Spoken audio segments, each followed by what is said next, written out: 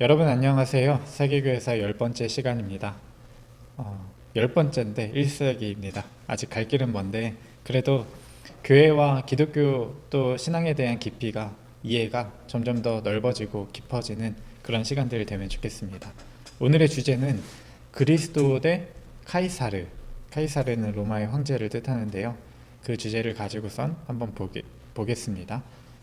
1세기에 그리스도인들의 처지를 잘 보여주는 기록이 그 1세기의 로마 역사가 타키투스의 기록에 잘 남아 있어요. 보면 이런데요. 네로는 그리스도인들이라 하는 자들을 질책하고 혹독하게 처벌했다. 이들의 사형 방식은 스포츠로 집행되었다.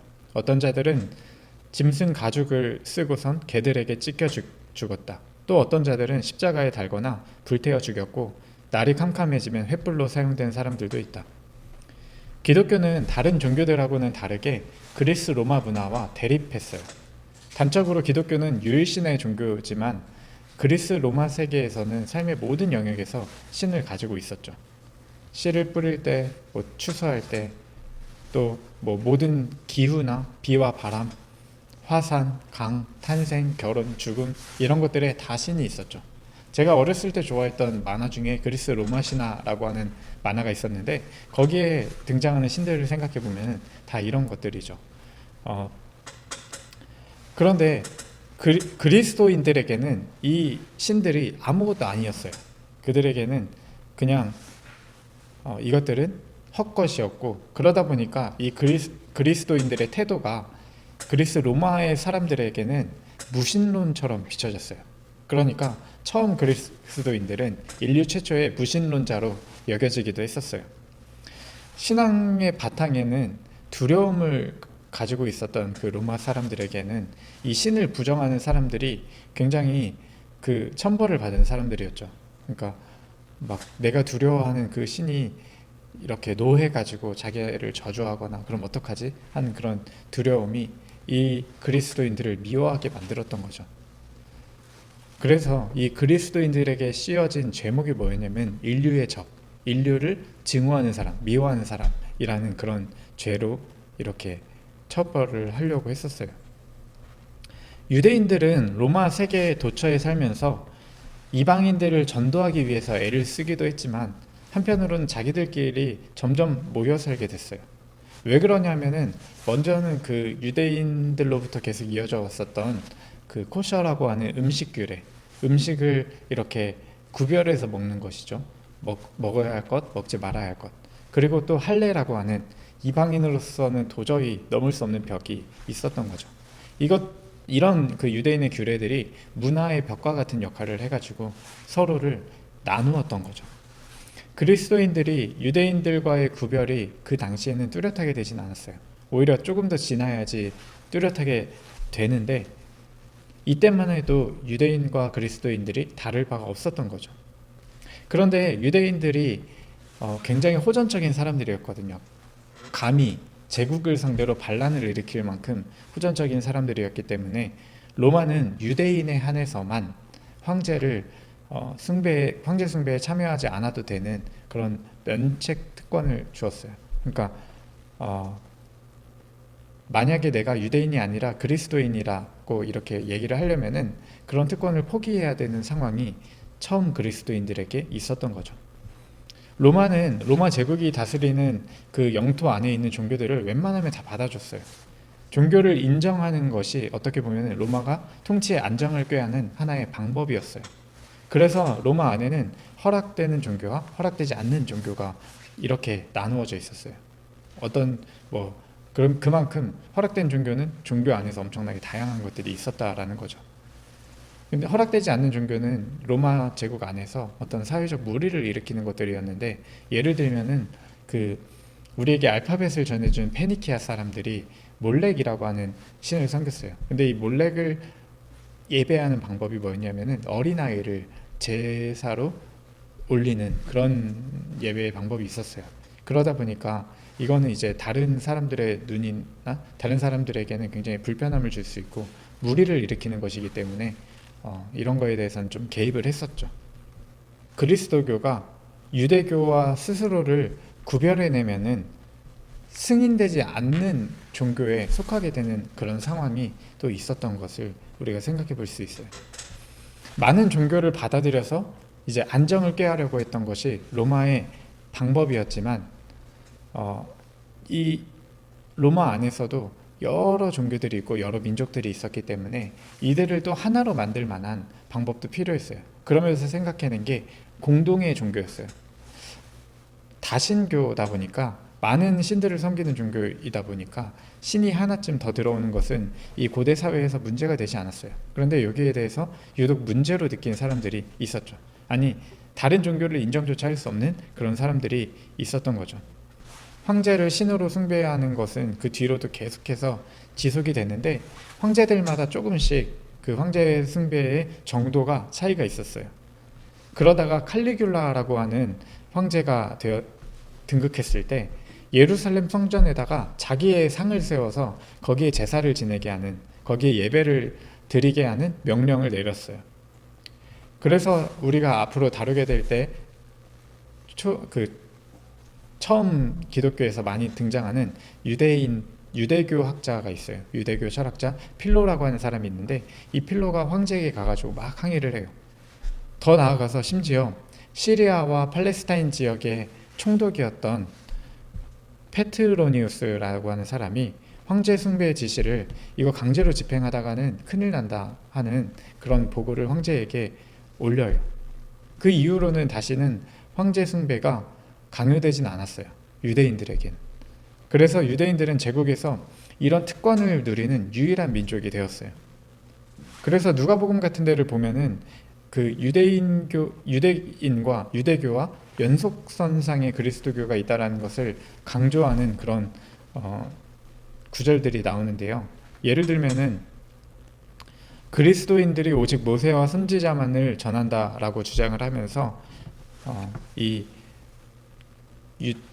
그리스도인이야말로 참 유대교인이라고 그렇게 주장을 하는 것이 나오는 거죠. 유대교에게는 이 싸움이 참 하나님과 인간의 싸움이었어요. 인간 황제. 그런데 그리스도인들에게는 이게 어떻게 구도가 바뀌냐면은 인간이 되신 하나님과 하나님이 되어가는 인간의 싸움으로 여겨졌어요. 1세기 말에 요한계시록의 배경이 되는 사건인데요. 도미티아누스라고 하는 황제가 이제 황제가 되고 나서 자기 자신을 스스로 신이라고 부르기 시작해요. 그 전에는 점점 신격화가 이루어지는 과정이었고 이때는 자기 스스로가 신이라는 것을 공표해요. 그리고 나서 그리스도인들은 당연히 즉각적으로 황제 숭배를 거절했고 계시록 17장 6절과 같은 상황이 일어나게 돼요. 또 내가 보매 이 여자가 성도들의 피와 예수의 증인들의 피에 취한지라. 계시록은 이 상황을 피에 취했다 할 정도로 박해가 엄청났다라고 보여주고 있어요. 그렇기 때문에 사람들이 알아들을 수 없는 언어로 계시록이 쓰여진 것이죠. 로마는 점점 로마 제국에서 이질적인 그리스도인들을 어떻게 다루어야 할지 고민을 하기 시작했어요. 그 흔적을 소아시아 총독 플로니우스가 트리아누스 황제에게 보낸 편지에서 찾아볼 수가 있는데요. 저는 그리스도인들을 재판하는 자리에 참석해 본 적이 없기 때문에 그들을 어떻게 신문하고 처벌해야 할지 모르겠습니다. 그들의 연령이나 체력에 차등을 두어야 할지, 기독교를 포기한 자들은 사면해야 할지, 다른 범죄 혐의 없이 그 이름 자체만으로 처벌해야 할지 무척 난처했습니다. 그런 상황에서 먼저 피고들에게 그리스도인인지 물었습니다. 끝까지 고집하는 자들은 처형하도록 명했습니다. 참 재미있는 거는 이 편지가 길어서 전체를 담길 수는 없었지만 말미에 이런 얘기를 해요. 그래서 그리스도인이 아니라고 하는 사람들, 그러니까 로마의 신들 앞에서 목숨을 구걸하는 사람들이나 황제의 상 앞에서 수를 따르고 분향을 하는 사람들은 다 풀어줬다라고 해요. 왜냐하면은 진짜 그리스도인이라면은 그런 행동을 안 한다라고 하는 그런 보고를 해요. 로마 총독의 눈에도 진짜 그리스도인과 거짓 그리스도인들이 따로 있었던 것 같아요.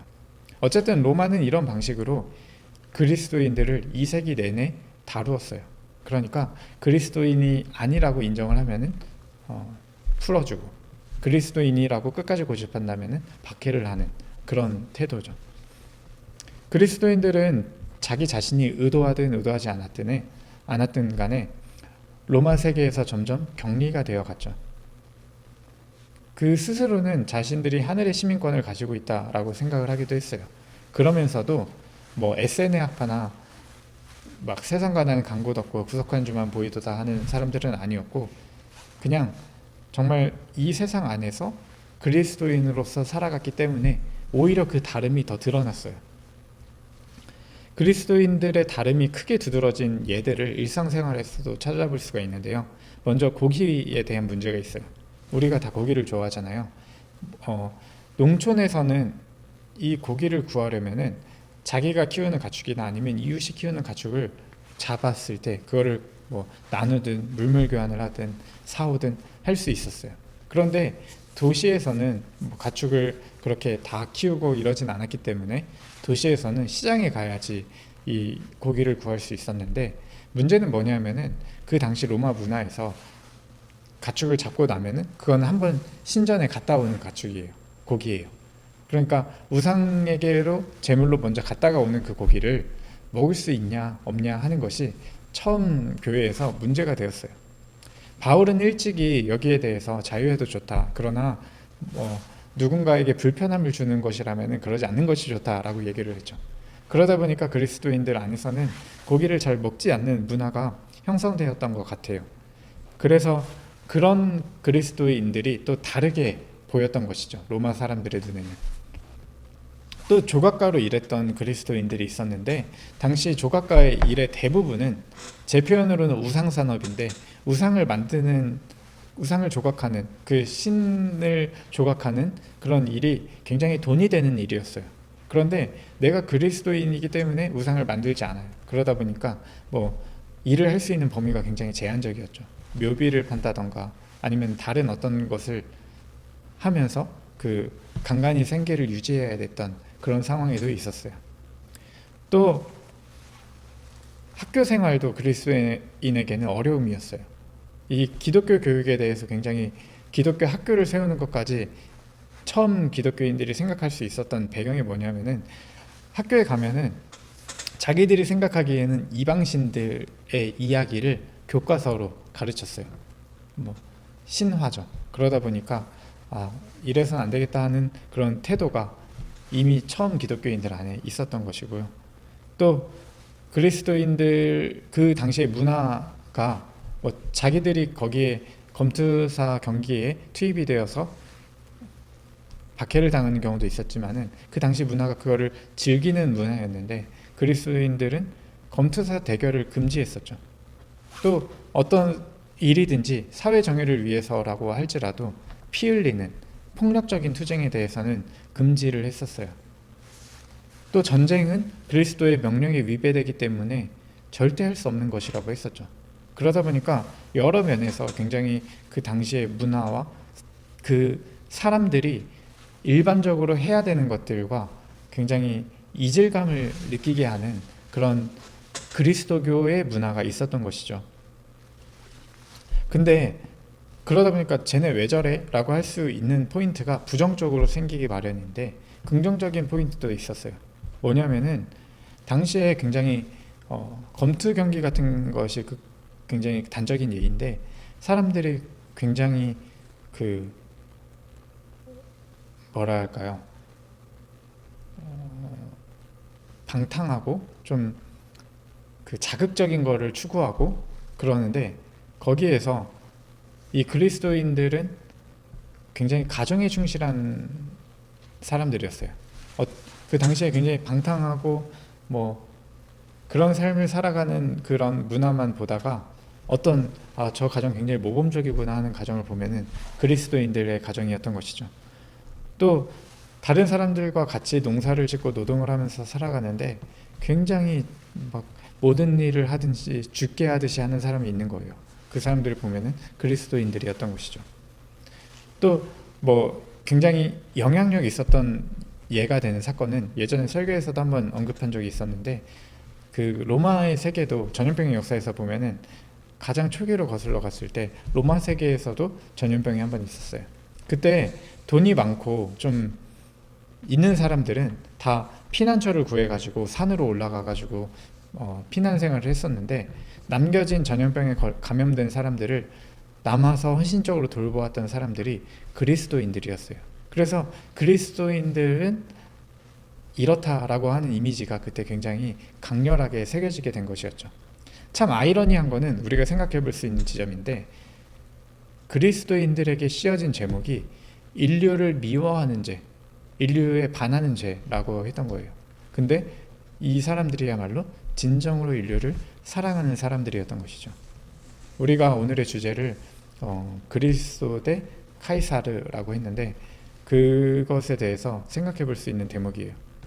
아주 오랜 후에 칼 마르크스라고 하는 사람이 딸한테 이런 얘기를 해요. 자기가 기독교를 정말 미워했는데 인간 예수를 끝까지 미워할 수 없었던 것은 예수야말로 우리 인류에게 최초로 사랑을 가르쳐 주었기 때문이라고 그런 얘기를 했었어요. 우리가 기독교가 잃어버린 것이 무엇인지, 또는 잃어버린 게 아니라 참으로 참 기독교는 어떤 모습이어야 하는지를 생각해 볼 수 있는 대목인 거죠. 여러분도 오늘의 이야기를 한번 생각해 보면서 충분히 하나님으로부터, 또 하나님이 주신 사람들로부터 사랑받고 아주 자연스럽게 사랑을 흘려보내는 참 그리스도인들 되시기를 바라면서 오늘의 이야기를 마치도록 하겠습니다.